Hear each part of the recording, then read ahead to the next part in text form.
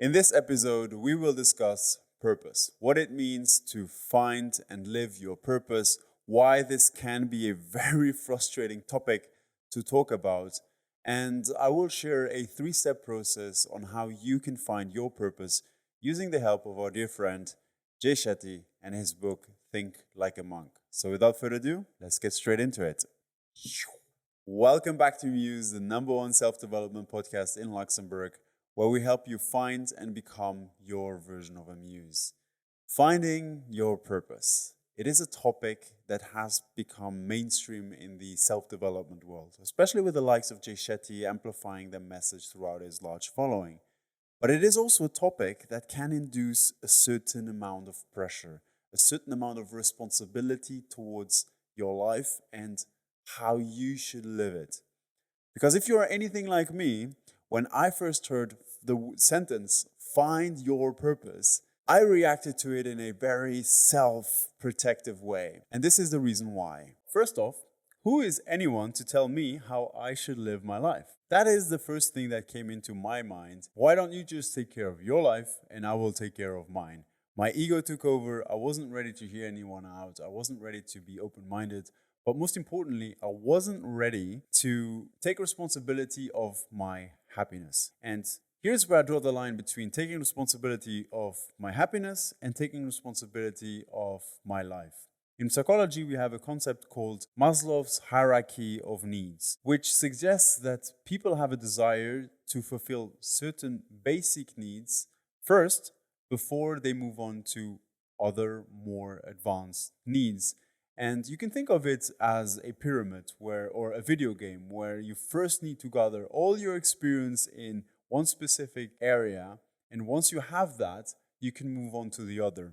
And the areas from the lower to the top in Maslow's hierarchy of needs are physical and psychological, safety, which are money and shelter, love and belonging, self-esteem, and self-actualization. Basically, for me, taking responsibility of your life is taking responsibility of your safety, taking responsibility of your physical needs, taking responsibility of your love life and your self-esteem. But happiness lies within self-actualization. What means self-actualization? Maslow believed that humans have a deep innate desire to self-actualize, to be self-actualized, which means to be all they can be. And the state of self-actualization is the state where you apply your curiosity, you are your most creative self, you have meaning, you are experiencing beautifully aesthetic experiences. That's, for me, where happiness lies. All the other part is taking responsibility of your life, where you are looking into happiness, pure happiness. That's where self-actualization lies. And this is also in line with what Jay Shetty says, living your purpose. Because living your purpose, in simple words, is living a life where, one, you get to do an activity that you are passionate about, so you can express your most creative self. Two, you get to do an activity that you are highly skilled at, which means you've cultivated through passion, or you're having amazing experiences. And three, you get to share that passion and skill with a community where you get a service out.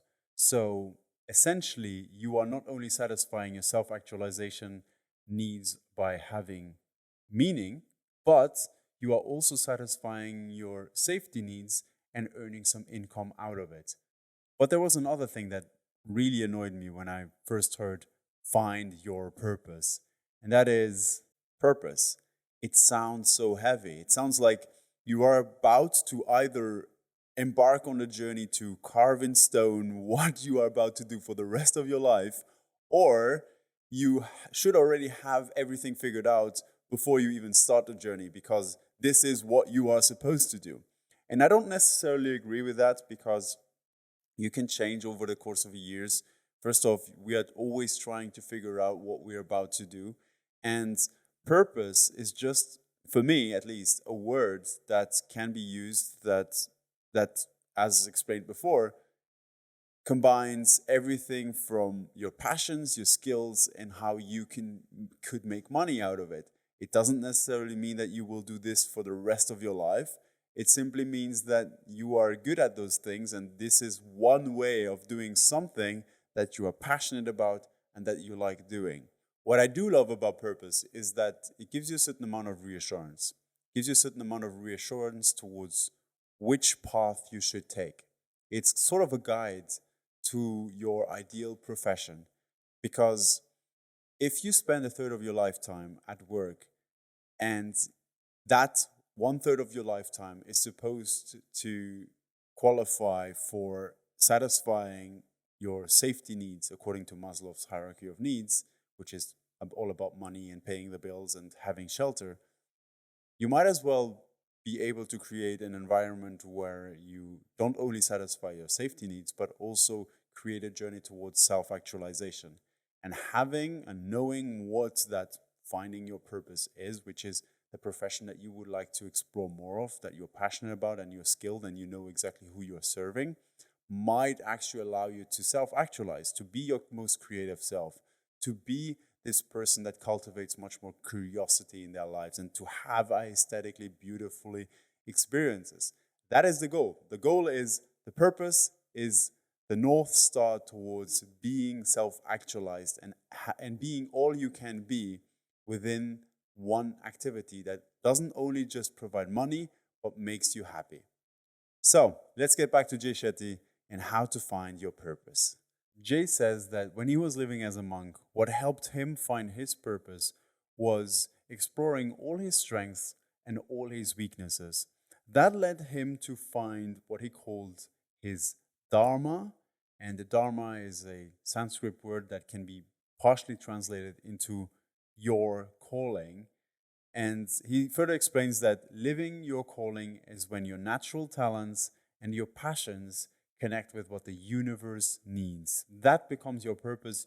You are living your Dharma. And when you are living your Dharma, you have a certain route to fulfillment. Okay, Kevin, how do I find my purpose? Because Jay, that was a little bit, words were again too heavy. Your calling, your Dharma, this is supposed to be big. How can I find my purpose? How can I find the activity that I will do for the next 3 to 5 years? The first thing that we want to figure out is, what am I passionate about?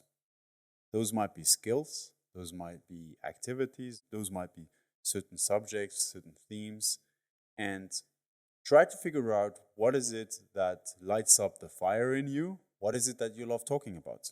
What are the subjects that if you talk about them with your friends, your family members, anyone at work, you forget that time is passing by? What are the things that you love doing without anyone watching? Or what are the things that you love doing that no one needs to force you to do them, because this is just part of who you are?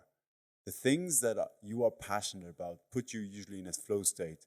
And that flow state is a state where you are concentrated, you are immersed in that one task, and you completely forget about your everyday worries. What are the passions? What are your passions that put you in that state where you forget about yourself, you forget about your everyday worries?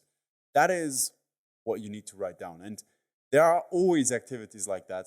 The problem that most of us have is that we have a lot of things that we want to do, or a lot of things that we are passionate about, and we don't have enough time to do them. And don't get caught up on finding one passion. Don't get caught up on finding that one thing that you really, really want to do. Just write down everything that you're passionate about. And if at the end of this episode you still haven't figured out what is your purpose because you have so many passions and so many skills, I will share a little secret on how you could lean into one of your purposes. So that was number one. Step number one, figure out everything that you're passionate about. If you're passionate about football because you watch Premier League football every single weekend, write that down. If you're passionate about self-development because you read just self-development books, write that down. If you're passionate about listening because you love talking and listening to people and seeing their point of view, can write that down. Everything is possible. There is literally no room for things that are not allowed to be on that list. If you are passionate about them, they deserve to be there. Having said that, what is step 2?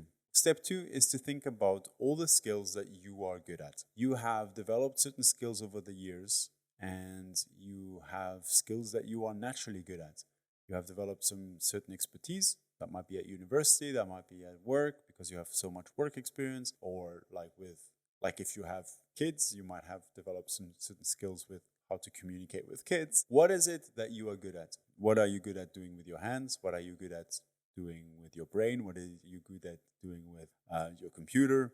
Just write down all the skills that you have. And you might also think about leaving a small little space on things that you would love to learn, that the skills that you would love to have developed if you had more time and energy over the last couple of years. I have found that you can develop a skill very fast if you are passionate about the subject, but you need to be passionate about the subject and the whole environment.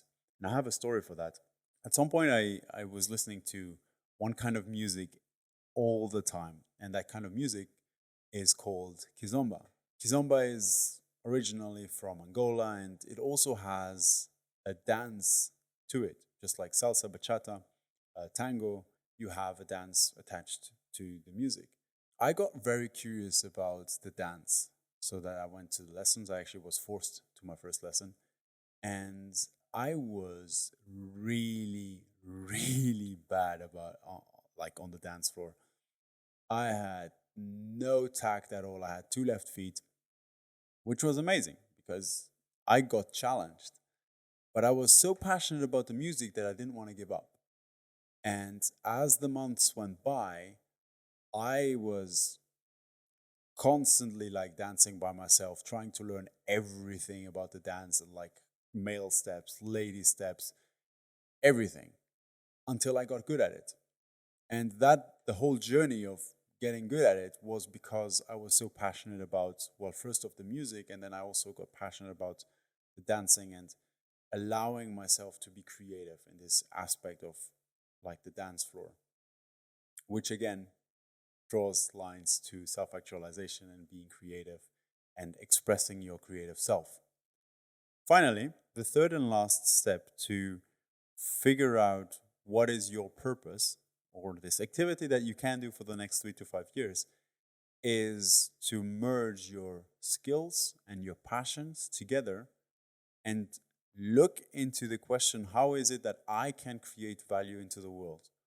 What is it that I can do using my passion and my skill that other people would like to buy, that other people would like to be taught, that other people would like to have a service of? And the reason why you do that is because, just like in business, if you have a product but you don't have an audience, you don't have a business.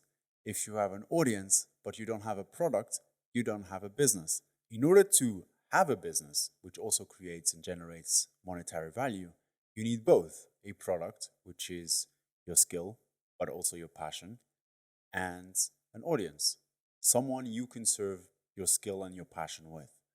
So think about what is it that the world needs more of, what is it that is missing in the world, and how you could contribute using your passion and skill and merge them together, create your unique value proposition. There is also one question that you can ask to yourself, and it might eventually even reply to the three steps in one go.